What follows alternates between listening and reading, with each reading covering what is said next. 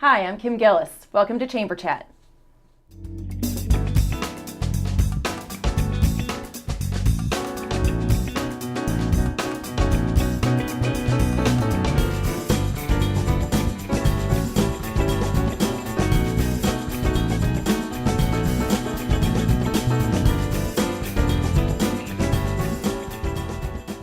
Hi, I'm Kim Gillis. Welcome to this edition of the Chamber Chat, a program brought to you by the Salisbury Area Chamber of Commerce. And this week's guest, many of you will know well, is Tony Nichols, the incoming chair of the Salisbury Area Chamber of Commerce. Welcome, Tony. Thanks for having me. So tell me, how does it feel to sit in that seat answering questions rather than asking the questions? Kim, that's a good question because so many times people will sit in this chair and they'll be nervous about Chamber Chat and what we're going to do. And I always just tell them to just calm down, let's calm the nerves and let's just have fun. And we also, it's such a neat forum or a neat platform that we've created with Chamber Chat unintentionally, but it gives very passionate people the platform to come and talk about things that they're very passionate about. So if I brought any nerves with me, I'm just going to relax and have fun. Absolutely. A lot of people are indeed passionate about the Chamber. Yeah. Why do you think that is, Tony? I think that's all over the map in terms of why people are passionate about the Chamber and ultimately why people would join the Chambers. Some people see it as an opportunity to network because we have such a great networking arm of the Chamber. Some people view it as a way to build their business. Others just want to be part of something bigger than themselves. I've had people to personally call me and tell me that they have joined the Chamber specifically because they know the Chamber stays on top of the regulatory issues that ultimately could impact their business. So it's all over the place. It really is. Yeah, that answer sounds a little bit like a plug for the Chamber divisions. Well, that's a little bit, because that's where you find the passion. You'll find the people that like to talk a lot, in front or standing in front of a microphone. But in nearly every organization that's successful, the passion is just below the surface. It's those people that you don't see, those people that are in the networks, the division chairs. That's where the passion is, and ultimately that's the strength of the Chamber, because that's where all the ideas and the passion come from that bubble up. That we get the privilege of saying that's a great idea. Let's do that. Mm-hmm. Yeah, that makes a lot of sense. And with that, you bring up a good question, and a question that you've asked many of times. What indeed is the difference between networks and committees?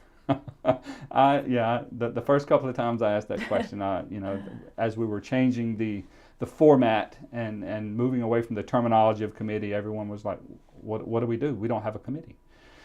The difference, the major difference is a network is a place where ideas are formed, where you come together almost like a think tank, mm-hmm. and you talk about the issues or the problems that the business community or your business even is facing. And out of that, if a particular project is needed to be enacted or an event needs to be put together, then you form an ad hoc committee to do that. And once that takes place, then the committee will then disband and just be absorbed back into the network. So really, the network is the think tank, if you will, and a committee, people that has a connotation of work. So we want people to feel like they don't have to come in and work right away. They can come into this think tank, if you will, this sharing of ideas and problems, and then if something is developed, a program is developed that they're passionate about, then they can get on that committee and then work, but not coming in up front thinking you have to do something. That tends to push people away. Sure. It seems like that organizational structure has worked well with the Chamber as we continue to grow. Yeah. There have been a lot of changes at the Chamber over the last couple of years. Will we see more? Some, but not nearly the changes that you've seen in the last 24 months, because we really have tried to make a lot of changes, primarily to stay relevant. Over the last several years, we were fortunate to have a leader in Brad Belichico, mm-hmm. who helped lead us into the 21st century, took us to over 800 members once before, and due to the downturn of the economy, we had a little more attrition than we would have liked to have had. And quite frankly, the changes that we will be implementing, many of these ideas we began to talk about while Brad was still there. as the executive director.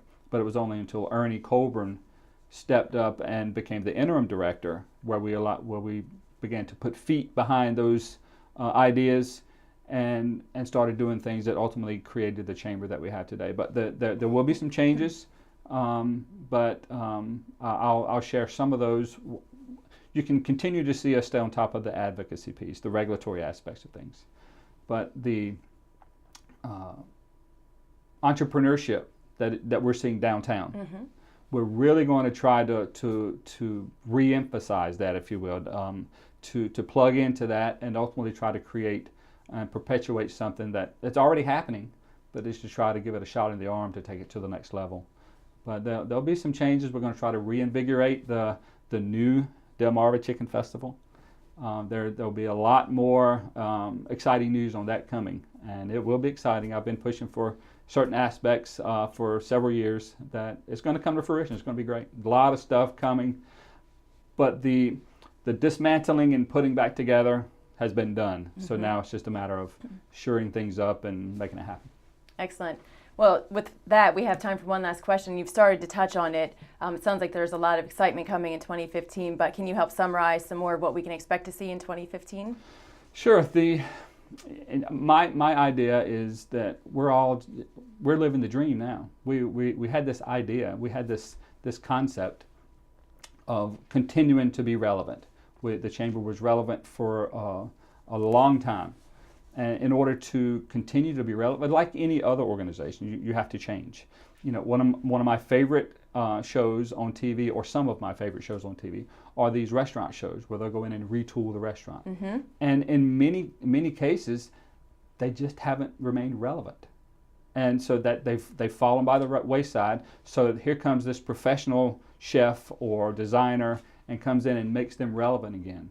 And they see enormous success. So all we're trying to do is continue to be relevant and build on what we've already done.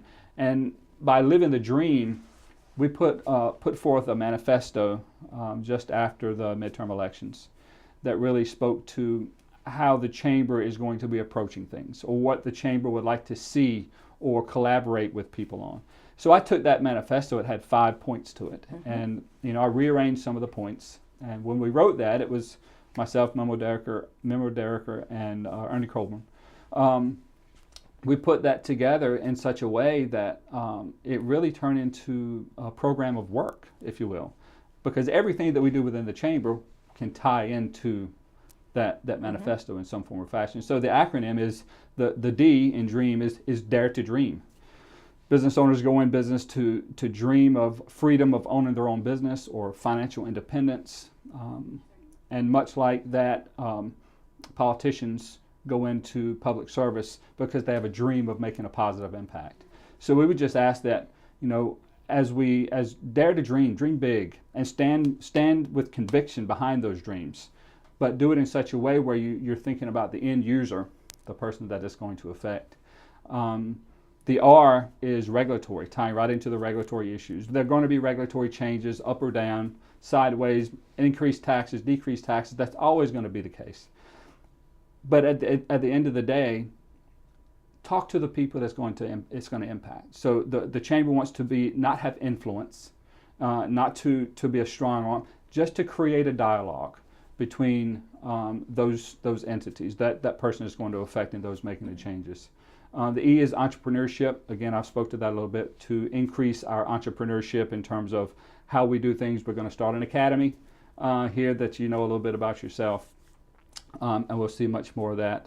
The A is acknowledge the balancing act. And all of these things, the comings and goings of the politicians, the regulatory climates, there's a unique balancing act that if we don't do it right, we will affect the quality of life one way or the other. It's not going to stay the same. It's going to get better, it's going to get worse. Mm-hmm. So that's a delicate balancing act. And the chamber wants to be a part of that, not for influence, but to help create that dialogue.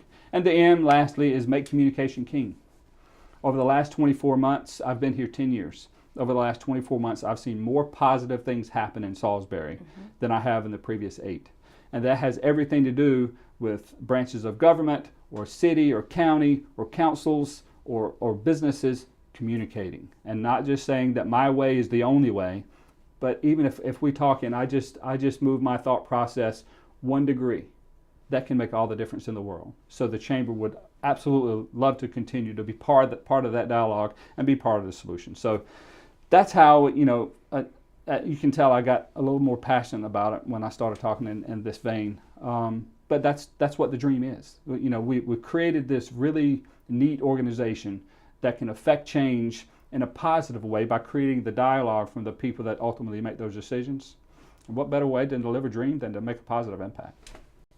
Great. Thanks for sharing your thoughts, Tony. It sounds like we have an exciting 2015 ahead for the Salisbury Area Chamber of Commerce. Thank you for being our guest today on Chamber Chat and sitting in the hot seat for a change. Thanks for having me. It was an experience. It actually is a little more enjoyable over here than I thought it would be. Great. With that, we'd like to show you some of the upcoming events for the Salisbury Area Chamber of Commerce. Thanks for joining us.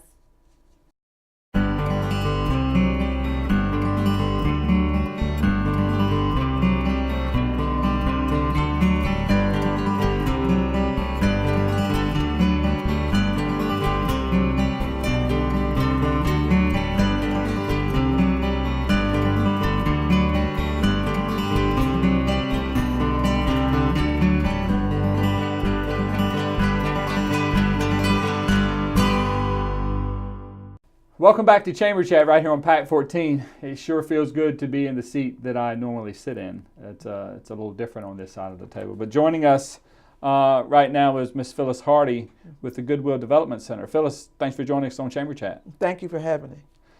Let's get right out of the gate and talk about what the Goodwill Development Center is.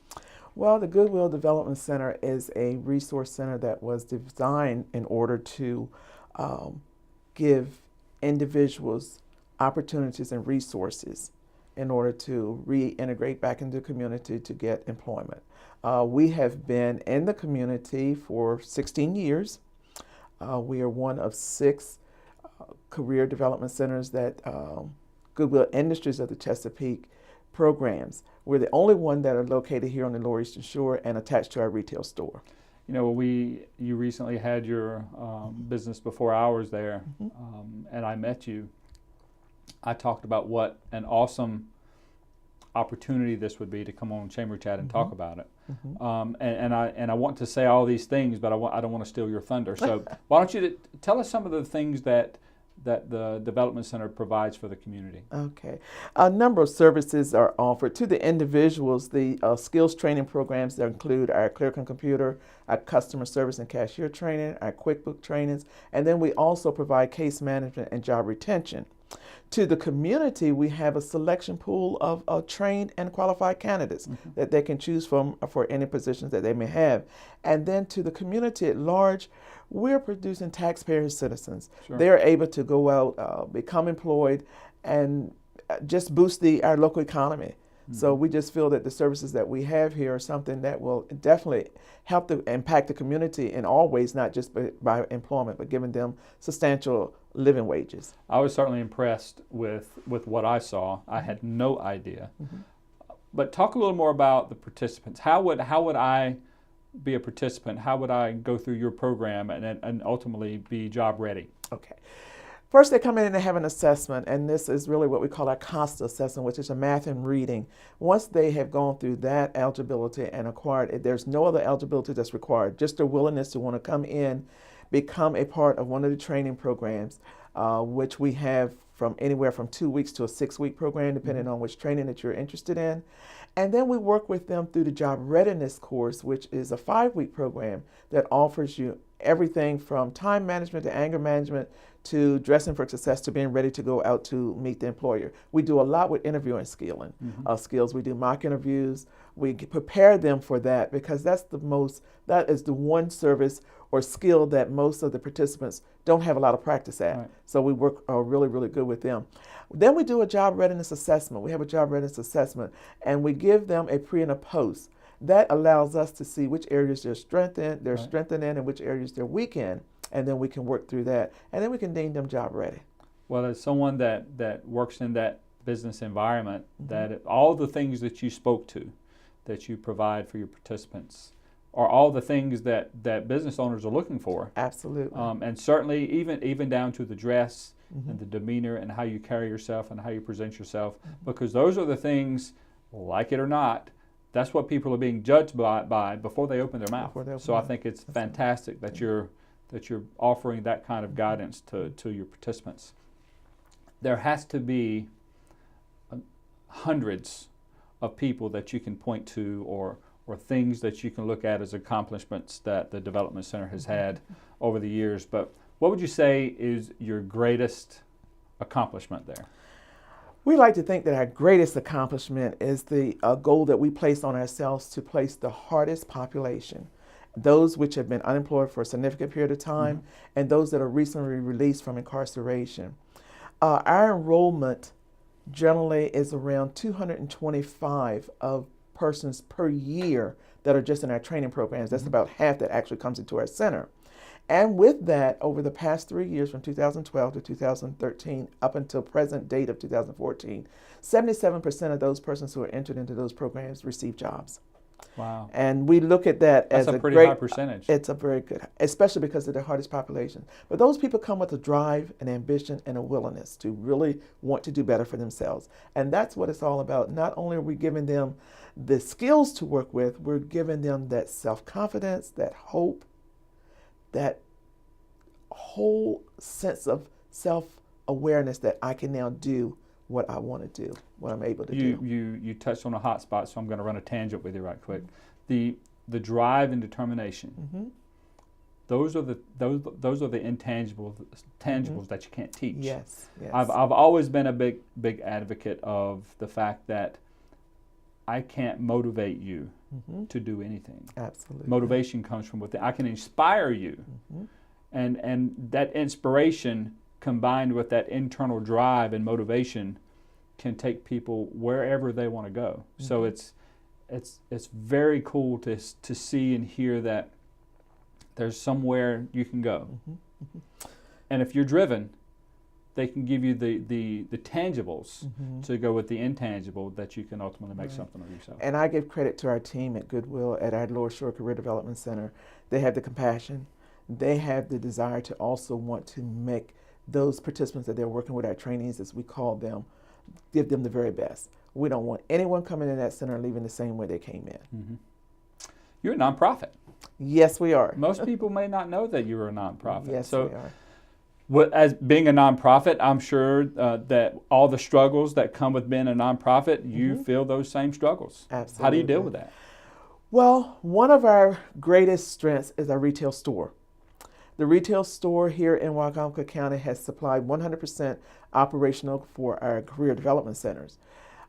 We also know that there are areas that they only cover the main things, giving us the materials and resources to work with the participants.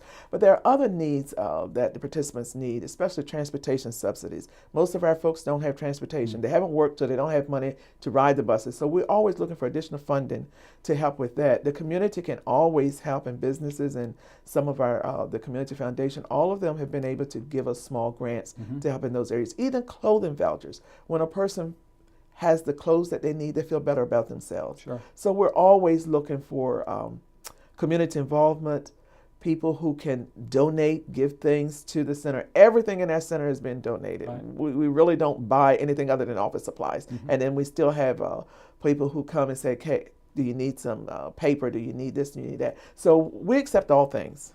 Everything that the community can give, we use that in helping us with our nonprofit. That was the piece that you talked about where the development center is fully funded by the store. Yes. That's what I wanted to say first. I wanted to get that right out there, but I knew it was coming. Yes. But I wanted to get that out there first. So the way anyone can support is just go in and shop. There's not a person that's walking that can't go in and find a jewel and say, I had no idea I would find this here. Absolutely. And it's reasonably priced, and there are some jewels in there if you look for them.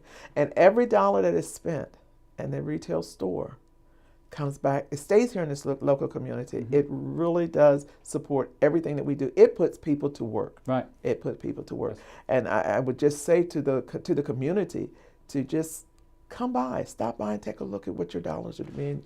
You talk being about used. you talk about the community. How can people get involved? Tell us what we can do. Donate, donate, donate. We do not get enough. With all the donations that we get, we still do not have enough to fully supply our Salisbury store.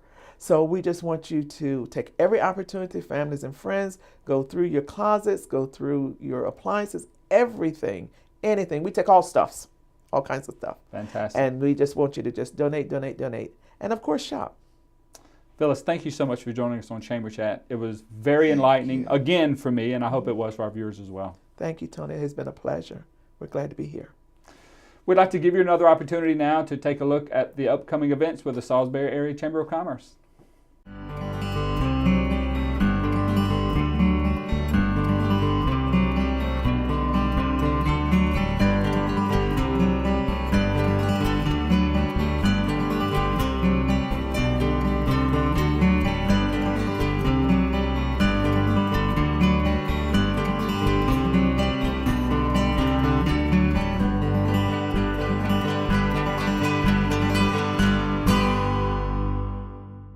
Welcome back to Chamber Chat right here on PAC 14. Joining me now is Steve Tripp, the marketing manager with Chaney Enterprise. Steve, welcome to the program. Thank you for having me. This is a little bit different, a little bit of a different feel for a segment in Chamber Chat because it's talking about, you know, the chamber and why be a member of the chamber. But before we get there, tell us what Chaney Enterprises is and does. Sure, we are a locally owned, family-owned company that specializes in construction materials, particularly known for concrete, sand, gravel, stone, and related construction materials and supplies, the contractor grade supplies. Okay, so in many companies that would be in that field, they would say, why would I need to be a member of the Chamber of Commerce? So why did you guys join the Chamber of Commerce a few years ago? Well, at the core of Chaney Enterprises is a commitment to the community, and that means all sorts of different various communities that we might be involved in or various aspects of the communities. Of course, the business community is one of those aspects, and it's important for us to be tied into that, to build those relationships. Of course, from a sales perspective, it's also important to be able to have those connections, to know what type of jobs are coming up and things like that. And so it's self-serving as well, but it's also just altruistic in the fact that we're literally building the community with the materials that we have, and we need to be a part of that. Well, I'm glad we're recording this, so I'll take that and I'll play it back later for those businesses that think that particular industry may not be relevant to join the chamber. The turn or the spin on this is for unforeseen reasons, you close your operation in Salisbury, but you remain a member of the Chamber of Commerce. Why? For us, that is an easy choice. We all were hit by the economy. The construction industry even more so hit by the downturn in the economy. But just because the business goes away doesn't mean our commitment to the business goes away. Sure. And that's something that we're going to hang on to any way we possibly can. And the chamber is just a way that we are able to do that and to show that commitment to the community. And we always intended on coming back as soon as the business was able to be there to justify it. Many times when the economy pulls back, the first part of the budget to go was that marketing piece. I mean, that's pretty widely known. But what part of your business would you say, or just the answer could be yes, what part of your business do you think was hit hardest by the economy? Well, like you say, the answer is yes. Every aspect of our business was hit hard by the economy, and it was difficult. I'd go out to job sites and ride out with the guys on the truck, and we would commiserate a little bit about hours and things like that, and to hear people going home with $100 or $200 checks after a week, that hurts. Yeah, that's a commitment from the employees as well. Right. A lot of people don't feel it that way. So now that things are, the new norm is settling in, and things are there's a brighter horizon, I should say. How do you see the chamber fitting into an overall marketing strategy? Well, again, just being tied into the business community, understanding what's going on, starting to make and build the relationships that are necessary to grow a business. Those are the things that we want to be more and more involved in. We have a local plant manager, we have local drivers on our trucks, we have a local sales rep. All those people are able to be working with the community, understanding what's going on. Here at the university, there's so many exciting things going on, and the chamber just helps us be able to make all those connections and just be a part of the community. And it's not just about taking, it's about giving, and all that all comes together with the chamber. You stole the thunder for the next question, but I'm going to ask it anyway. So if you just say ditto, I can understand. So how do you see, that's a good marketing strategy, but do you see that in the same vein reaching your typical customer? Using the chamber in what way would you use the chamber, I should say, to reach your typical customer? Well, our typical customer isn't always going to be a chamber member. Sure. And we understand that. However, just being able to understand, again, what's coming, sort of your ditto comment there, but being able to understand what's coming down actually helps us to be able to extend the benefits we're receiving from the chamber to our customers, that we can bring those leads and those opportunities that they may not normally have access to. A lot of times our customer is the epitome of small business. Right. It's a guy with a truck and maybe a few other guys, right. Type of thing. And so it's hard for them to, when they're running that business from sun up until sundown, to be able to participate in some of those ways. So if we can extend what we're doing to them to help their business, sure. then we're happy to do that. Sustainability in any business, regardless if you're a supplier or a user of a product, sustainability is king. If you can't sustain the business, then you ultimately have to close or downsize.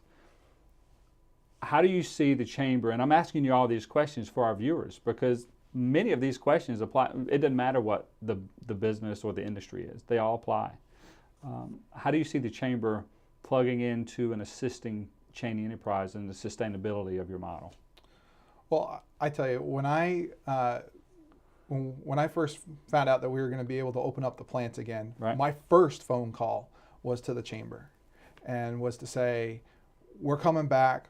We've been members for a long time. Where do we start? Wow. And really our marketing plan as we built it was built around talking to the chamber, looking at what other chamber members, the newspapers or whatever it might be that are also chamber members. That was the very first place that we looked to come back into the community. Well, that was very compelling from our standpoint, which is why we wanted to invite you on Chamber Chat to talk about it. Contemplating joining the chamber. There's a business owner. The chamber, I don't see how the chamber can really help me. What would you say to those people? Well, if that's the attitude you come in, that's probably the attitude you're going to leave with. If you just want to send in dues and be done with it, then that's all you're going to get is maybe some sort of deduction or something like that for your dues, but that's about it. What I find in my chamber experience, whatever chamber I've ever been involved in, you get out what you put sure. into it. And find a committee, find something remotely you can get on, some way to help. And as you do that, you'll build the relationships that are absolutely binding because you're in the trenches with folks working on whatever silly project it might be. Just get on something and get involved right. in some way. That's how I find that I get most out of my chamber relationships. Could have said it better myself. With that, Steve, are there any words that you would like to leave us in parting? Well, we're excited to be back. We hated having to pull back, but the business was what it was. And we are so very excited to be back in the area and working in the community. And that's all I can say is we're just excited. Steve Tripp, Chaney Enterprise, welcome back and congratulations. Thanks Great. for joining us on Chamber Chat. Thank you. We'd like to thank you for joining us on Chamber Chat as well. And as always, if you missed a portion of this edition or you'd like to view previous editions of Chamber Chat, we'd invite you to log on to PAC 14's website and utilize their on-demand function or visit the Chamber's website. That's about all the time we have for this first edition of 2015 for Chamber Chat.